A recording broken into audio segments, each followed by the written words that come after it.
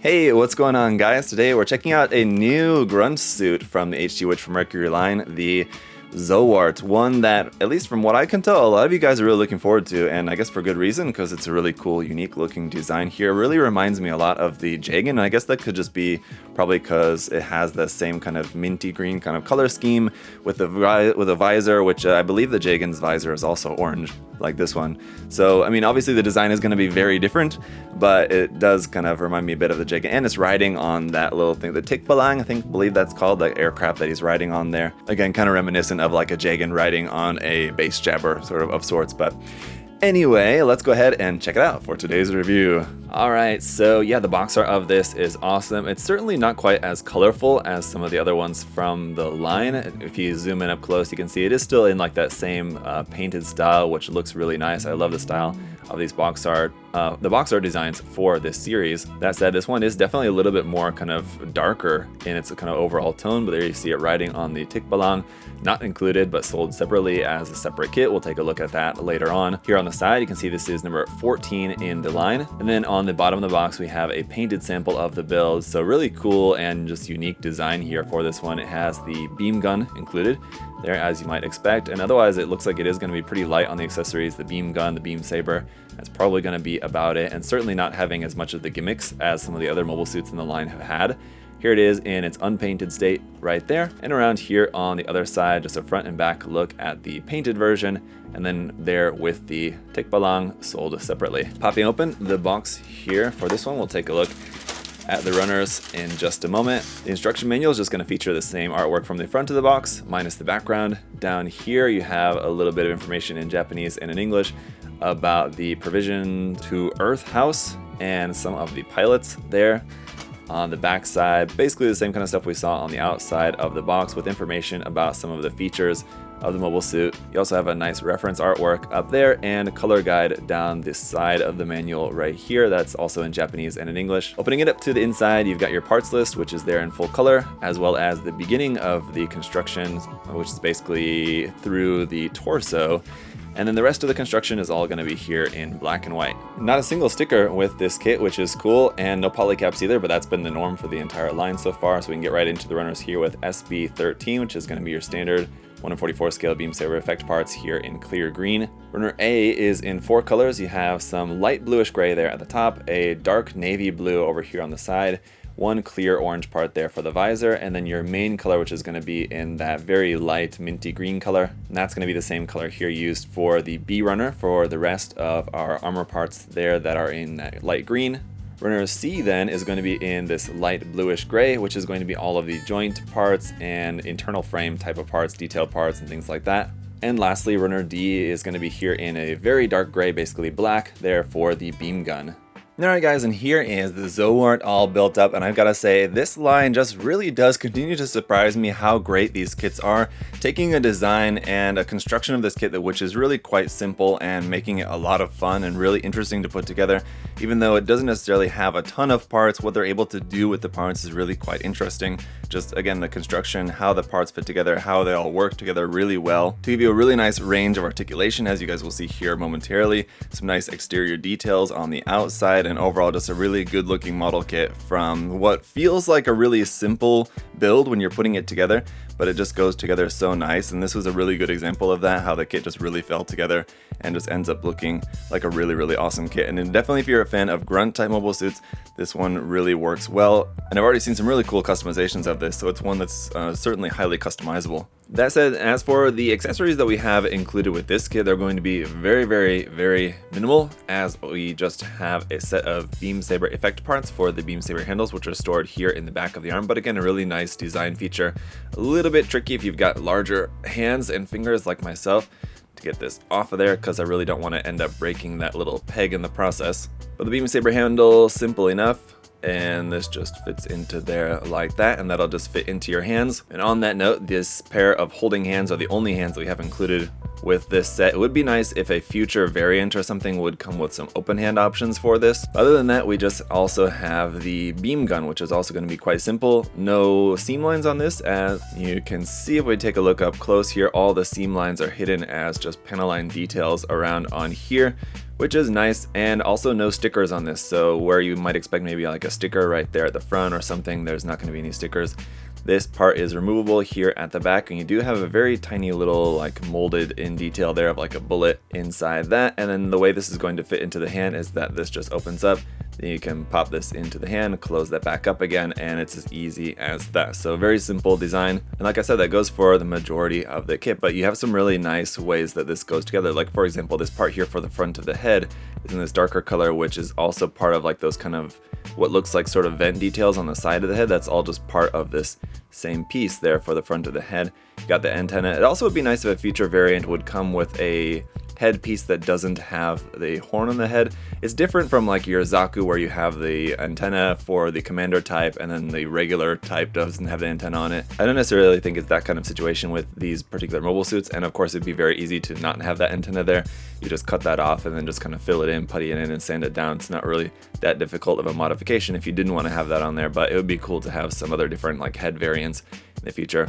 But the clear orange part for the visor looks nice. You have some nice detail up in there inside that, but no stickers at all with this kit, so no foil sticker to like really make that detail inside there shine. So I'd recommend just getting some silver or titanium color paint and paint that on the inside there if you really want to make those details visible inside the visor. But the head articulation will go up to there, which is not too bad, and then down all the way to there. You can, even though it's kind of the head is very much set inside this torso part, you do still have a pretty full range of movement inside there. It's not necessarily hindered by the fact that it's kind of stuck inside the torso. A couple other really cool points of the construction were how these parts up here at the front and right here at the back, those are kind of vent parts that don't necessarily fill the whole space, so you can kind of see this empty gap around there, which looks very kind of like realistic, as in like that's where the airflow goes in and around those parts at the front and behind the head right there. As for our torso articulation, it's going to be pretty far back and forward there like that, so really nice ab crunch here. To the side, you have a little bit of movement there as well, and then our rotation at the midsection like that. The shoulder joint will swing to the front, but I find this is not a polycap, just a plastic piece. It's kind of hard to get that to swing out to the front like it's supposed to without just completely pulling the arm out of its socket. And then when you push the arm back in, it's wanting to push that part like back into the torso too much. There should have been another little piece in there to like block that part from going too deep into the body. Then I guess it might hinder the ability for the arm to go backwards, but it kind of already goes back far enough. I feel like just off the ball joint that you wouldn't really need the part inside of there to go back into the body at all. But the shoulder movement front to back is a little bit tricky, but still works pretty well. Upward movement here, it's going to move all the way up and a little bit more than 90 degrees to the body, but not too much more than that, unfortunately. You have some rotation here at the top of the bicep, a single joint at the elbow, which is going to give you more than 90 degrees, but that's going to be the extent of that. The wrist is just on a ball joint there. We don't really have any skirt armor to speak of except for this little bit here at the front, which does move a little bit like so, and this part here at the back, which doesn't move at all, but again, some nice color separation with that dark blue part, for example, being a separate piece, and here on the front as well, where you might expect, or maybe if this kit came out 10 years ago or something like that, that those might be stickers, but they're actual separate parts, which is nice. The hip joint will allow the legs to come all the way up to the front, all the way out to the side like so. We do have some rotation there at the top of the thigh. If we bring that leg up, you can see here at the knee, just our single joint is going to be similar like the elbow. It's just a single joint, which you might think, ooh, that's not so good, but it does give you a pretty full bend on there, as much bend as I think you're going to possibly need on that. Very similar to the Faract, this piece here at the front for those two blue accents on the side of the leg is a single piece, except it doesn't slide in from the side like the Faract does. It just kind of slots in there, you know, as you're putting this lower leg section together. But still, it's nice that that's just a single piece rather than two smaller pieces. Right there, you have some nice vent detail poking out here at the front, around here on the back as well, right there at the base of the lower leg. Toe bend, the toe does bend up and down like that, and up underneath the feet you have some pretty nice detail there. This part here for the front ankle armor is on a small ball joint, so you can kind of move that around. And the ankle armor, or the ankle joint, is quite unique in its construction, so that'll allow you to bring the ankle all the way forward to there and back down to there. It's kind of hard to describe. Let me just take this off there so you guys can see. So you have this part which is kind of like at the front of the leg, but then it's got this ball joint which kind of points towards the back, and that's how that fits into your ankle joint right here. So you have to kind of pop it in there like that and then bend it back like so. It's a very interesting construction, something that I've just never really seen before as far as the construction of this, so that's always nice to see. And going back up here to the backpack, we have the vectored boosters, which are just on a peg there, so just to remove that so you guys can see. It's just a 3mm peg sticking out the side, so you can plug anything else that you might want to onto the back of there, and we'll see that with the other variant that's I think just coming out. But that's what we've got on here at the moment. You can see we've also got hard points here on the shoulders, on the front of the leg, for if you wanted to add additional armor onto that, you should be able to, and that looks to be like it's probably a standard 3mm hole. If it's not, it should be very easy to make some very minor adjustments to make a peg fit in there from whatever other weapons or armor pieces you might want to add onto that. But the vector boosters are cool. I wouldn't fault you for thinking that you could confuse these for like some kind of cannons, like over-the-shoulder cannons, gun cannon type of style, but they're meant to just be boosters, I guess, so that's how we're going to use them here for today. Like I said, we'll see some interesting options in future variants, so let's go ahead and take a look at some different poses. And as you guys will see, as I was alluding to earlier, the posability of this is really nice just based on some really nice articulation that you have with there. There's a couple of spots like the knees and the elbows not being double jointed where, again, it might make you think that, you know, the articulation is not going to be quite as nice, but really you can do anything that you might want to do with this, essentially. It feels like to me anyway. And again, it just illustrates the point that I was making about how this kit is another example of how Bandai really does a lot with a little.